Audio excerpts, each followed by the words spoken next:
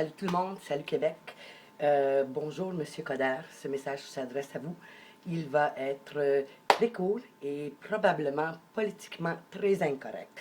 Je vais vous parler concernant votre grande déclaration de la ville de Montréal, où ce que j'habite, comme étant une ville sanctuaire. Monsieur Coder, c'est qui vous a donné le droit et l'autorisation de mettre en danger la sécurité des citoyens de Montréal? Une ville sanctuaire, M. Coder, on le sait c'est quoi. Et c'est un sanctuaire pour qui? Pour tous les immigrés illégaux qui fuient les États-Unis en ce moment. Et laissez-moi vous dire, c'est pas les bons morceaux qui fuient les États-Unis. Parce que les gens qui sont productifs, qui veulent être un bon citoyen, ils sont aux États-Unis, ils ont des maisons, ils sont très fonctionnels. Et croyez-moi, M. Coder, c'est pas eux autres qui s'en viennent en courant pour traverser nos frontières. Laissez-moi vous expliquer un petit peu, c'est qui les gens qui traversent illégalement nos frontières à tous les jours? Tous les jours, plusieurs milliers d'illégaux, on ne sait pas qui ils sont, on ne sait même pas qu'ils sont ici. Et vous pensez qu'ils sont en train de fuir quoi, au juste? Oh oui, les nouvelles règlements de M. Trump, qui est en train de ramasser tous les criminels dangereux pour les déporter dans leur pays d'origine ou pour les emprisonner. La déportation pour ces gens-là, M. Coder, ça veut dire que ça va être très dur pour eux de revenir. Ils ne veulent pas être déportés, ils ne veulent pas être emprisonnés. Et vous les avez invités à Montréal. Qui vous donne le droit, M. Coder? Il n'y a pas beaucoup de Montréalais qui sont en accord avec ça. Moi, je ne suis pas en accord avec ça. Et M. Coder, chaque viol, chaque meurtre qu'il va avoir, on va l'exposer et vous allez avoir du sang sur les mains. Vous êtes un traître à votre nation et vous n'avez pas d'affaires à l'hôtel de ville. On paye votre salaire, on vous a élu pour que vous soyez là, représentez ce que vous avez à représenter et arrêtez de faire la couille molle que vous êtes.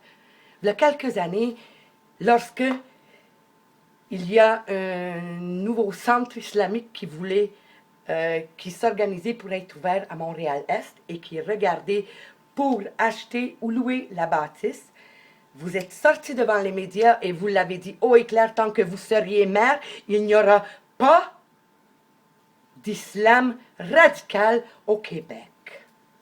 Et voilà, nous avons la nouvelle mosquée à Montréal-Est.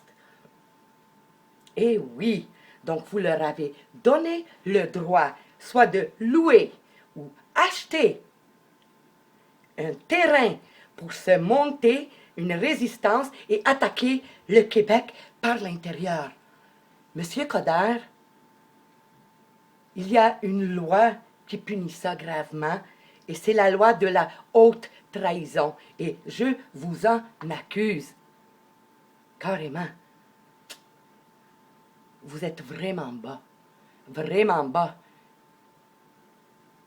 Vous allez être pointé du doigt et on va s'assurer d'inscrire votre nom dans l'histoire comme un traître à sa nation, à sa ville.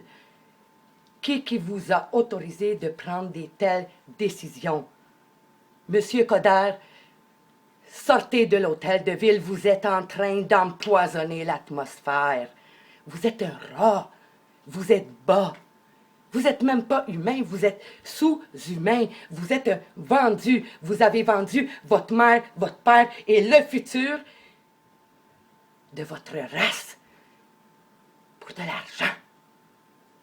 Un jour, Monsieur Coder, vous allez apprendre que l'argent ne se mange pas. Et j'espère qu'il existe un endroit au monde, Monsieur Coder, où ce que vous allez pouvoir vous rendre. Espérez racheter, au moins racheter, votre dignité. Parce que comme c'est là, vous n'en avez pas. Et le pire, c'est que vous ne semblez pas être dérangé à ne pas être humain. Vous allez être en partie coupable avec votre monsieur Couillon et votre monsieur Trou de cul de la désintégration du Québec, du Canada. Oui, la désintégration. Vous allez avoir du sang sur les mains. Et laissez-moi vous dire quelque chose. Il n'y a personne qui quitte la terre avec une facture. La karma s'occupe de tout le monde. Lorsqu'on quitte ici, les comptes seront toujours à zéro. Et la vie va s'occuper de vous. C'est une loi naturelle contre laquelle vous ne pouvez rien. Aucune loi ne peut rien contre ça. Et vous ne pouvez pas racheter votre facture avec de l'argent. Monsieur Coderre,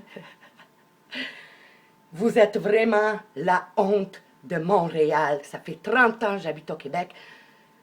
Et j'ai honte de vous. J'ai honte de vous. Je vous vois la face. Et je vois un sous-humain. Vous avez perdu votre identité, l'amour à votre nation. Vos enfants, vos petits-enfants vont hériter de quoi? Vous êtes un miséricordieux.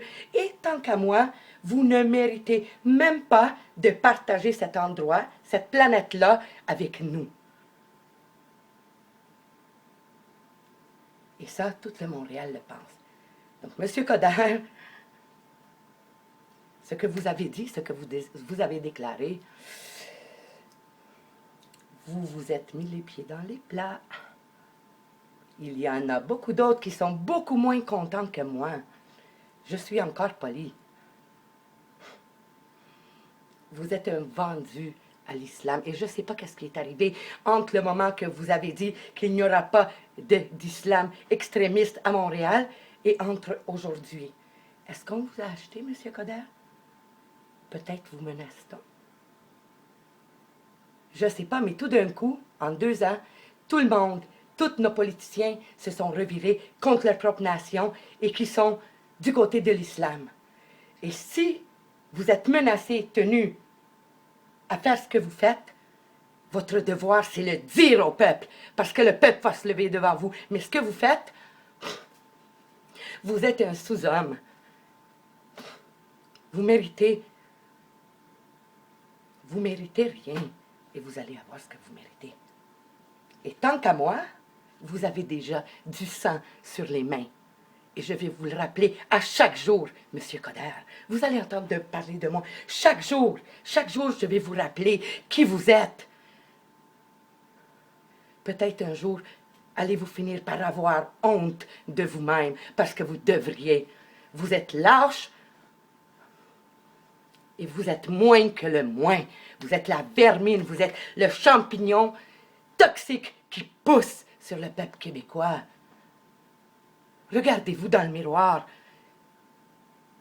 et demandez-vous ce que vous faites. Aimez-vous ce que vous voyez? Vous êtes vraiment nul et nullement qualifié pour être maire. Et laissez-moi vous dire, vous n'êtes pas le crayon le plus aiguisé de la boîte.